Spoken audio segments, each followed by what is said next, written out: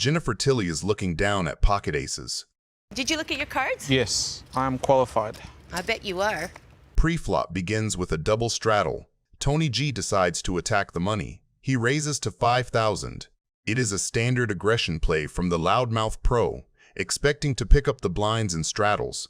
However, Jennifer Tilly, sitting in the double straddle, wakes up with the pre-flop nuts. She doesn't slow play. She 3-bets to 15,000. This is a pivotal moment. A tighter player might fold ace-jack here, fearing domination, but Tony G's ego and the deeper stack depths convince him to stick around. The flop falls all spades. This monotone board changes the math entirely. Tony G has flopped middle pair with his jack, but he holds no spades, meaning he is drawing very thin if he is behind. Tilly, however, holds the ace of spades along with her overpair. She fires a continuation bet of 25,000.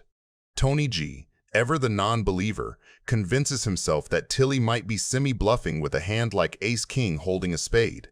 Big pot. Huge. The turn brings the 8. Here, Tilly decides to exercise pot control. She checks. This is a savvy move. By checking, she conceals the strength of her hand. She knows that if she bets again, she might only get called by a flush or 2 pair. The river is the 3. Now, Tilly repeats the bet sizing from the flop. This is a classic value inducement bet. It is small enough that it looks like a defensive blocking bet or a weak attempt to steal the pot. Wow. Wow, aces with the spade. Very nice, Jim. You had me drawing dead. Really? Insane. Wow. It's getting fun, isn't it? Double straddle and picks up aces, huh? I know, right? How beautiful is that? The first double straddle was aces. Guess that's a sign. That's my first aces, too. Well, you deserve it. Tony G is looking down at Queen 10 offsuit. Pre-flop initiates a battle between the loudmouth professional, Tony G, and the loose cannon Hrankowski, an amateur given a stack of cash to play with the big boys. Hrankowski wakes up with a premium holding, ace-queen offsuit. He puts in a standard raise to 2,000, looking to assert dominance early. Tony G, sitting with Queen 10 offsuit, decides to defend. Just to see if I can get it all in as well, and you have quads. Tony is in a perilous position. I'll make it a big pot though. The flop is an absolute powder keg. It is the kind of texture that hits everyone. Hrankowski has flopped top pair, top kicker with a gut shot straight draw to the nuts. A fantastic hand. However, Tony G has flopped top and bottom 2 pair. Standard poker theory dictates that Tony should check to the pre-flop raiser. Tony G, however, has never cared much for standard theory. He leads out with a donk bet for 5,000. By betting into the aggressor, he seizes control of the narrative immediately. The turn brings the 2. Tony G keeps his foot on the gas. He fires a second barrel of 10,000. Wow. I like your hand. You want to swap hands? He is extracting value, knowing that an amateur with top pair is rarely folding. For Tony G, this is the perfect card. He improves to a full house, 10s full of queens. For Hrankowski, it is a deceptive card. I hope you don't have quads. I guess you don't. There's no straight flush out there. Tony G decides to go for a massive value bet. He fires 35,000 into the pot. There goes all the profit. The loose cannon has to decide if Tony G is capable of firing 3 streets as a bluff, or if he is value owning himself with a worse queen. Hrankowski goes into the tank. He looks at the board. Straights are possible, king 9, trip 10s are possible, and full houses are possible. He realizes that Tony's lying leading into the razor and betting big on 3 streets screams immense strength. You have a good chance of winning the hand if you call. He was begging at that point. That was begging. I wasn't sure. And then he begged at the river. So Ken folds. Let's see if he made the right decision. Tony G with Queen 10 full boat. Made a good lay down there, Ken. I had a full house. Yeah, you begged at the river. When he was about to fold, Tony, wait.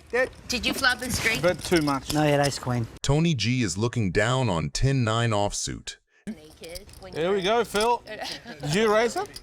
Hellmuth opens to $2,000, expecting to win a lot of small pots with position and post-flop control. Back to the same tricks. I'm not going to let you two just enjoy Back to the the pun. same old, same old. I feel like I'm stuck in the middle of a triangle. Stuck in the middle. Flop is Tony's postcard. He flops the nuts with redraws and, crucially, in position.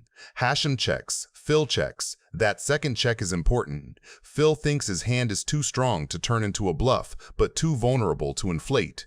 Tony drops 5K, which invites Phil to keep him honest, rather than define the hand with a raise. Phil obliges with the flat. We're gonna draw. Draw your gun. I got a big draw, Tony. What do you want me to do? He's telling himself he beats bluffs and draws, and he's waiting to see what Tony does on clean turns. Turn is a total brick for Phil's equity. Tony bets 15K, the price that looks like he's still targeting queens, jacks, and spade draws, not trying to blow anyone off. Phil can't raise and can't fold, so he continues. River changes exactly nothing. Phil checks a third time, inviting the story's final chapter. Tony places 50K bet. Where's the big draw now? Oh, where's the big draw? It's a number that polarizes and needles ego at the same time. If you're a hero, pay. From Phil's seat, the missed spades whisper, maybe. You think I'm gonna check to you or what? Well, I thought maybe you would, yeah. Yeah. All right, I call. He makes the call. There you go. Welcome to the game. Ouch. Just flops the nuts just off the bat. Welcome to the game. You've been doing a lot of talking. Now show me your bullets. Show me what you brought to the game. Where's your money? Don't tell me you're gonna play with that crap. You're not gonna embarrass yourself here, are you? Yet again. Phil, produce. Pull out your money. Tony, you are a real beauty. I hope the fans at home appreciate what they see from you. Brian Rast is looking down at pocket aces. Pre-flop brings us a confrontation that represents the ultimate nightmare for any high-stakes professional, the cooler in a battle of aggression. Lew opens the action to 2,500 with pocket queens.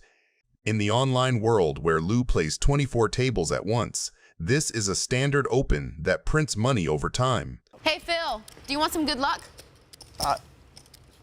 Oh, that's dangerous. When you see my hand and then I'll try another one. That was fun. One time? Yeah, let's try it. One time. Look at both of our hands, you know, when we're both in it. This is where I lose 20, 30K. However, sitting to his left is Rast, a legend of the live high-stakes arena who is used to playing for millions in Bobby's room.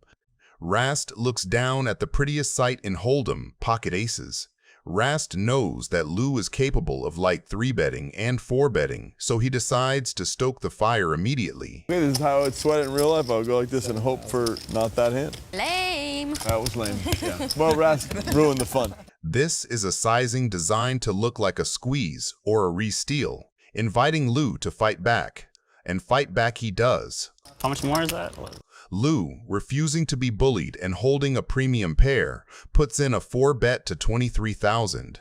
At this point, the alarm bells should be ringing.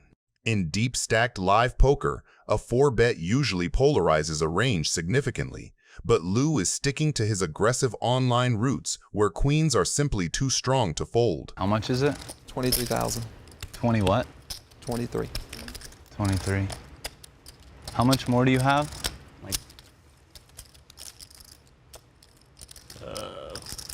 Less than, not that much more. That help? You want exact? 28 more. Yeah, Yeah. that much more. I love this. This is fun. All right. Amanda. It's time to look, Amanda. Go. Amanda. I like Brian Rast, but this is a pretty gnarly slow roll. All right, I'm gonna go all in. Are you serious or not? Yeah. All right, I call. All in and call. Ooh. That hurt. He goes, "Are you serious? I never heard that before." You played that like a pro, kid. Now you better run 2 boards because you know the first one's coming with a queen every time. What do you want to do? I don't care. I'd prefer to run more boards, I guess. What do you want to do? You pick. Twice is fine. Okay. King, deuce. That was like some serious paint, but it was black, so it wasn't as scary because it's got to be red for me to be scared. Correct. He knows because see how they're both black? That means that He's smarter than he looks.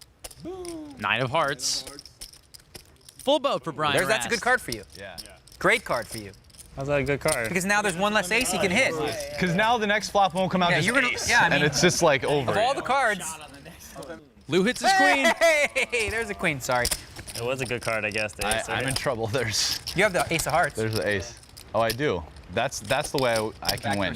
Is backdoor hearts. Backdoor straight. To the turn. 8 of diamonds. Well, that closes the door on all the backdoor outs. Randy Lew now has a full house. Brian Rast can only win with a bigger full house, which means he's going to need the last ace in the deck. King of diamonds. Randy's going to win half the pot. Scary. All right. Chop up that big pot. Chop it up. Chop up the lines. Yeah, he deserved to be a little lucky. We should have done it one time, my kid.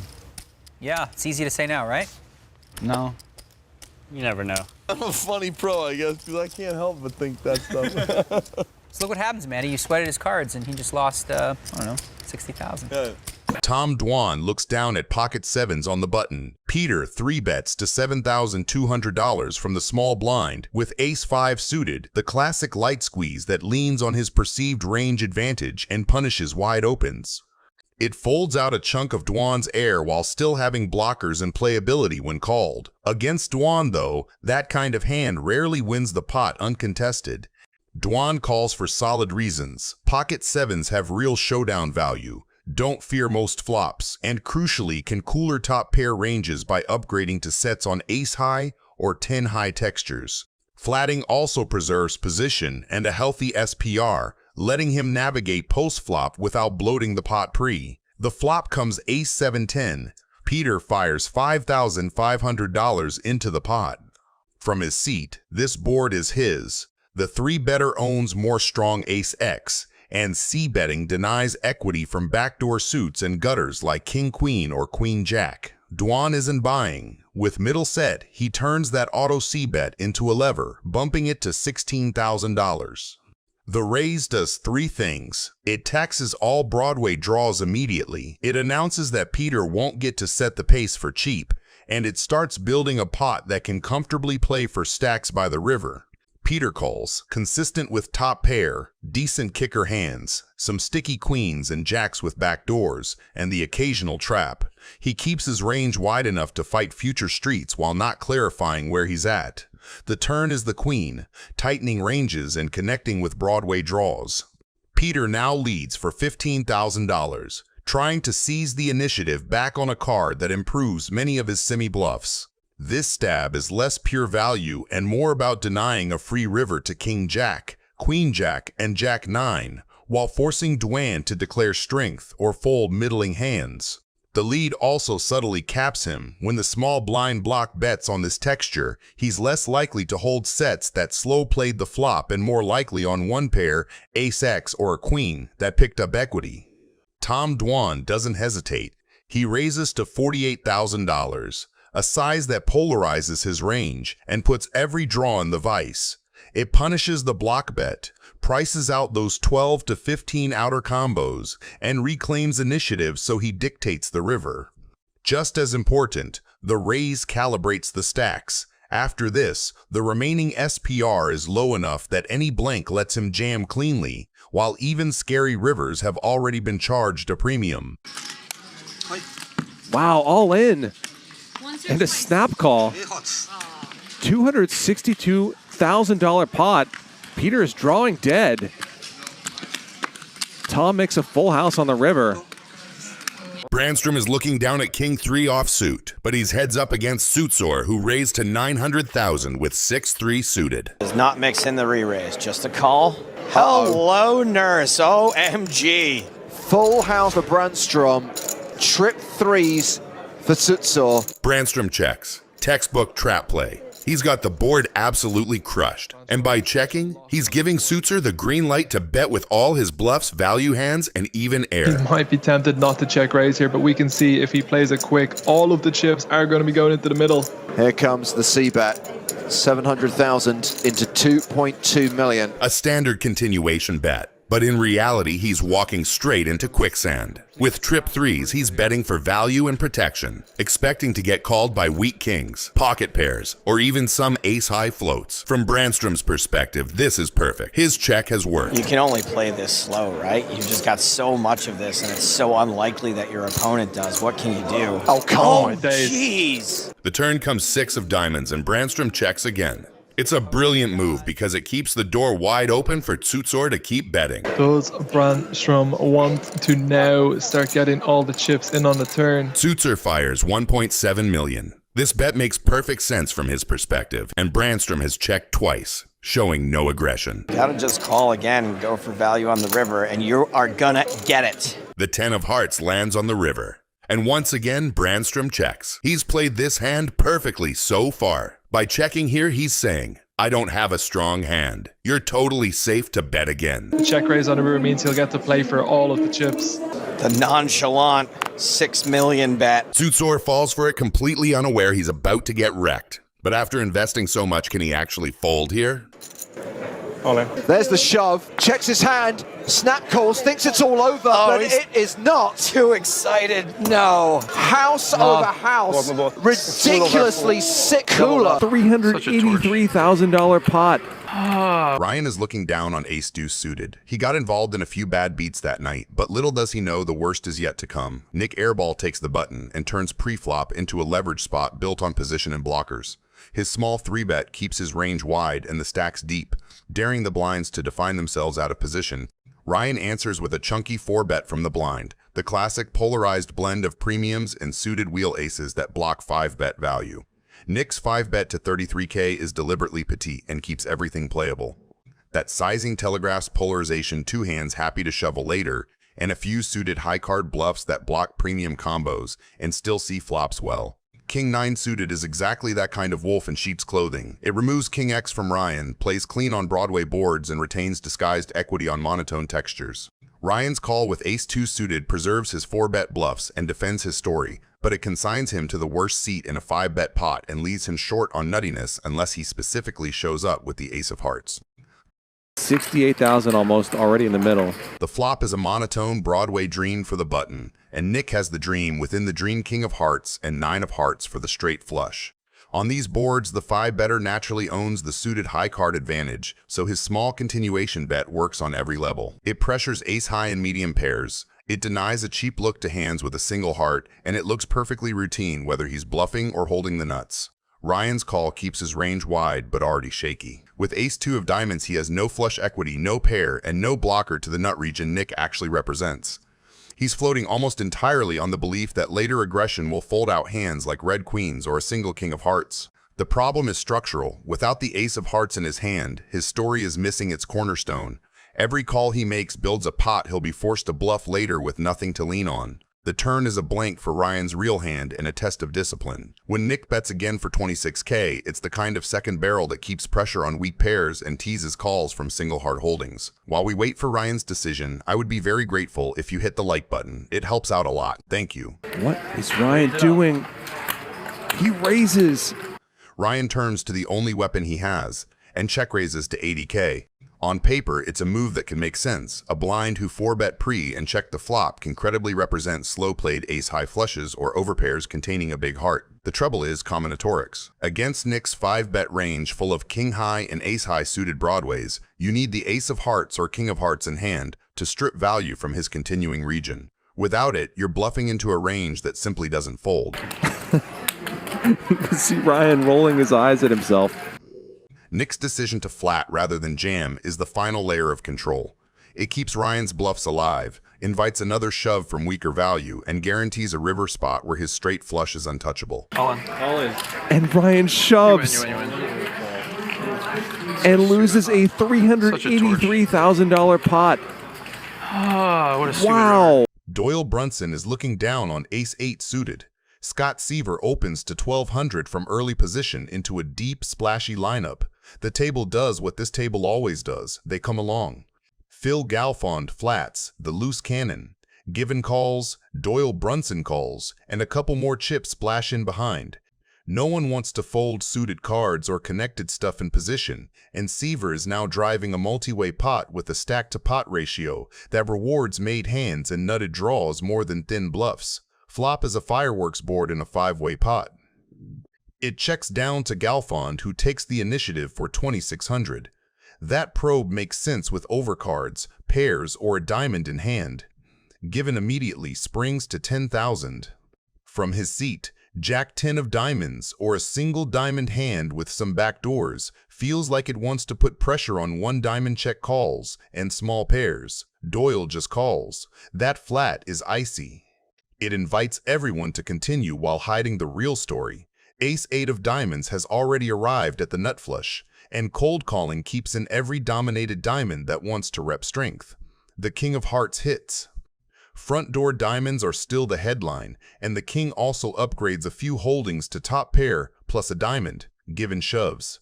He is polar now, telling the table he has a monster or nothing, and with Jack 10 of diamonds, he believes he is value, jamming a strong flush before a scary river kills action. Doyle does not posture or speech play, he just calls. That call is the hammer drop. When the man with the cowboy hat does not even consider raising, it caps everyone else and quietly signals, "I have you crushed, keep betting." All in. He's all in. Doyle calls. He's got the nuts. I got the... Oh. I just straight. Good hand. I'm drawing dead. Good game, guys. Good game, man. It was fun. Whoa, Canada. That's it for the cannon. Dang, you hit the card and you didn't... Yeah. The loose cannon is looking down on 10-8 suited. He opens to 2,000 from early position and gets a crowd of people that flat behind him. Nobody is squeezing, so the pot goes multi-way with a lot of capped ranges. Ferdinand still owns the initiative, but he is also walking into a four-way pot which can always get messy. Love the action, boys. I could use these chips. Yeah, we're giving you the action, you know that. Can you feel the love? I love it. You'll get the opportunity, that's for sure. Well, if I fold, I'm definitely rooting for you to win. Flop comes a minefield. Veldhuis has Queen 9 suited and quietly connects with top pair. Ferdinand's 10-8 is the hand of the moment here. A flop straight with front door flush and straight flush draws. Minieri has 2 big overcards and air. Jetton has 10-3 and is done unless something weird happens. Checks roll around to Veldhuis, and that tells him exactly what he needs to know. Nobody screaming straight or a set, and Ferdinand did not stab as the pre-flop raiser. Veldhuis takes the lead for 5,700. I'm all in. And he's going all in again. Abe folds. I wonder who we're rooting for this hand. Probably rooting for me to fold. Ferdinand does not mess around. He rips it. With a flop straight and front door flush, his shove is the classic pressure play. You got some sick reads, Lex. You got a reads on all of us. Yeah. We know one guy that's rooting for you to fold. There he is. There he is. I know. He's about to come over and take your cards and throw them right in the muck. And by using his image of the loose cannon, Veldhuis thinks for about a beat and then... Lex calls, and Bobby loves it. You got it? Oh my God. Wow, everything. That is everything. Pretty nice hand, sir. Nuts. Nuts redraw. All season long, I see loose cannons going all in with ace high, middle pair, bottom pair. No. That's like going through my head. You can't even hit the 9 of diamonds to help you make a full house here. Just the one time is fine for Bobby, thanks. The meaningless river. Oh, straight flush. Straight flush he made. That's sick. Andy is looking down on ace 4 suited in a 3-way pot. Mariano raised to $500 with king 10 suited, and Charles 3-bet to $2,000. Could we see a cold 4-bet? No, he's going to call, though. Mariano is going to 4-bet, though. Charles calls. Andy may be considering something. Good call. He just calls. The pot is $27,000 pre-flop. They all have an equal chance for now. Let's see what the flop brings. Oh, no! You gotta be kidding me! Andy checks because he thinks he has the best hand. Mariano checks because he knows he has the best hand. And Charles checks because he knows he's drawing dead. The turn comes 3 of hearts, and it changes nothing for everyone. Mariano in a 4-bet pot has flopped a straight flush, and Andy with the ace high flush. Mariano cannot check anymore with the straight flush and value bets $8,000. Charles understandably folds. Mariano started this hand with about $300,000. Andy raises to pot amount $35,000. Imagine having a straight flush and getting raised. The only way to get away from an ace-high flush is if the board pairs. In poker, the correct move doesn't always get you the win. Let's see how much Mariano is gonna bet here, and if Andy makes one of the greatest folds in poker history. Mariano on the right side of your screen, right there, has flopped a straight flush in a 4-bet pot. $97,000 in the pot. There's no way anyone is folding ace-high flush here. Board does not pair, and Andy just bets $120,000. Mariano moves all in. Andy calls and shows him the ace. $611,000 pot, and Mariano can't believe it. Daniel is looking down at Queen Jack suited. Two players before him have called a pre-flop raise, but he decides to 3-bet to $400. Bo is in the tank, and by the look on his face, folding is not even an option. He's got Queen 5 offsuit, no position, and just watch Daniel fire a 3-bet. What is he even thinking? He just calls, and Dat right after him calls too, holding King 9 suited. A hand that looks way prettier than it actually is when sandwiched between a 3-bet and a call. Jake's turn now, and he also decides to call with 3-4 suited, while getting a massage. Damn, that looks good. In fact, I'm gonna visit my Thai masseuse after I finish this video. Wow. That's a nice flop for Daniel. Not so much for Jake, though he may not think that right now. Top 2 for Dat as well. Bo, somehow still alive in this hand with Queen 5 offsuit and 0 clubs, fires $500 into a $2,000 pot like he's playing an entirely different game. Is this a bet or a donation? Dat makes the call with top 2 pair, but he knows better than to get frisky here. In a 4-way pot with 3 clubs on the flop, raising would be like poking a beehive and hoping for honey. Jake raises to $3,200 with just a baby flush, and while that might technically be a made hand, it's far from safe. He's not repping the nuts. He's just hoping to scare off anyone sitting there with a single club and a decision to make. Daniel just flats with the second nut flush, a move that keeps the pot manageable, but might come back to haunt him. A raise here could have smoked out any 1-club hand still chasing that dreaded nut flush, but instead, he opts to play it cool. I fold. That